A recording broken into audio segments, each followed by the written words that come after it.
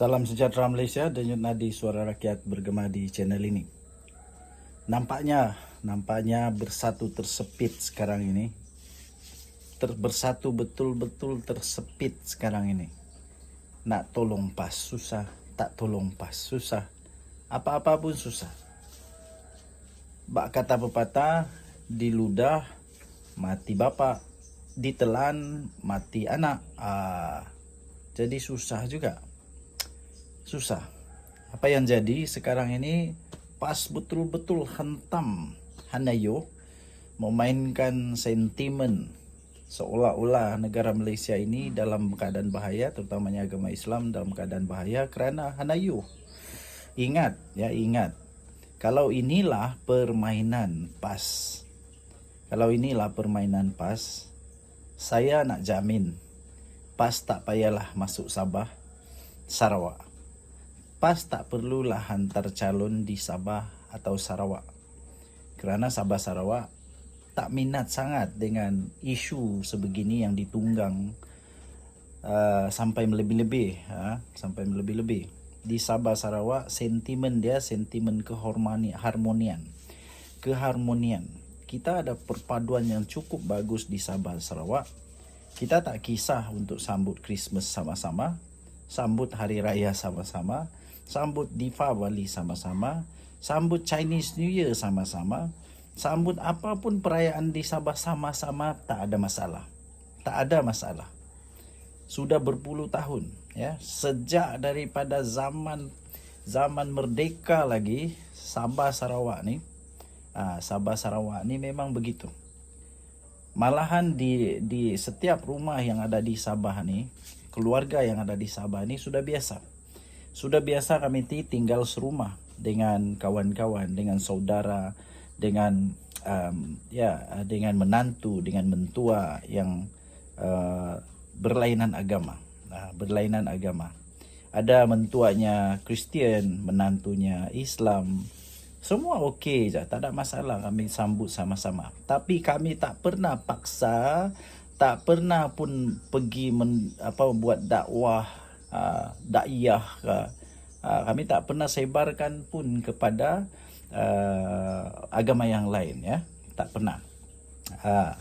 Okey, so di Sabah, orang-orang Sabah dan Sarawak rasanya kalau PAS bertanding nanti di Sabah Sarawak, pengundi-pengundi ini akan buat keputusan dan tunjukkan hukuman berat kepada siapa saja yang melampau-lampau menunggang isu sebegini. Kita tengoklah, kalau nak cuba juga boleh cuba, tak ada masalah, dan kita tengok nanti keputusan dia macam mana di Sabah.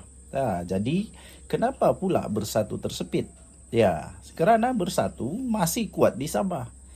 Masih ada Ronald Kiandi, masih ada parti bersatu di Sabah, dan ada harapan untuk menang juga beberapa kerusi. Tapi masalahnya ialah sahabat kepada bersatu ni, PAS ini sudah memainkan isu ini dengan cukup panas. Jadi kalau bersatu nak tolong susah. Nanti sekarang bila bertanding dekat Sabah, Ronald Kiandi nak bertanding dekat Sabah, kalaulah lawan kepada Ronald Kiandi mainkan isu ini, mainkan sentimen yang dipanas-panaskan oleh mereka yang tidak bertanggungjawab ini, susahlah. Yang kita risau satu perkara saja. Yang kita risau ialah ramai yang cuba menunggang isu ini,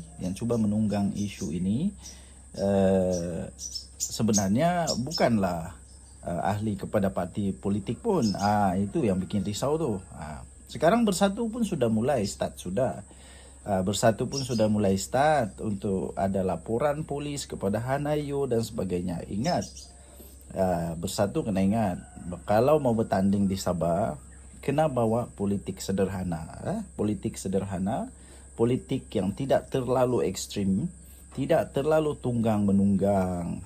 Memanglah biasalah, perkara politik ni banyak perkara pelik-pelik. Tapi terlalu pelik tu susah. Terlalu pelik itu susah.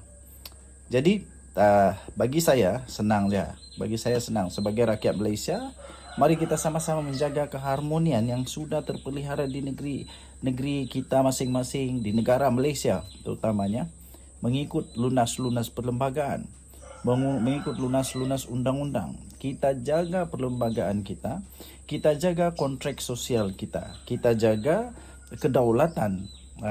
Bagi saya tidak ada pernah menjadi persoalan, tidak pernah dipersoalkan, tidak pernah dipersoalkan ketuhanan Melayu dan juga agama Islam sebagai agama rasmi di Malaysia. Seluruh rakyat menghormati itu.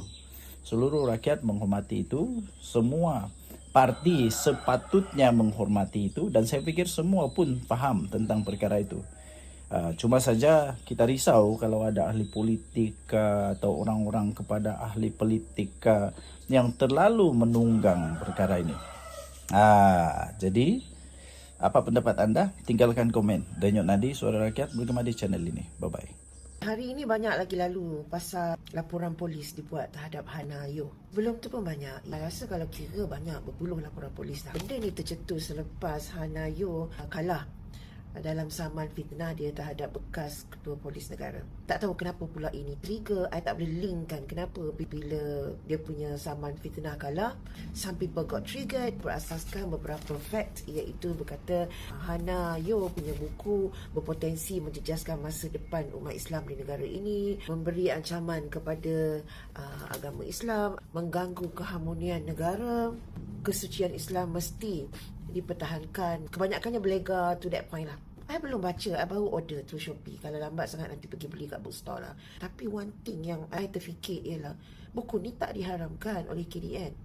Buku ni ada di pasaran. Kalau dia tak diharamkan dengan dia argument yang telah dibuatkan oleh orang-orang yang membuat laporan polis ini, tidakkah kontradik? Maknanya orang yang buat laporan ni mendakwa sebegitu. Adakah mereka lebih pandai daripada KDN?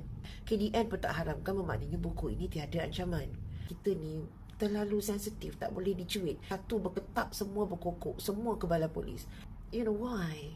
Buku ini dicetak tahun 2014, dah 10 tahun, dan telah diulang cetak 18 kali. Politik You are mempolitikkan isu ini. Tapi bahaya tau, bila you are politikkan isu sebegini, main isu bangsa, agama, bahaya, memecah belahkan kita. Padahalnya kalau benarlah apa yang didakwa, sure buku ini telah diharamkan. Takkanlah kementerian terlalu jahil.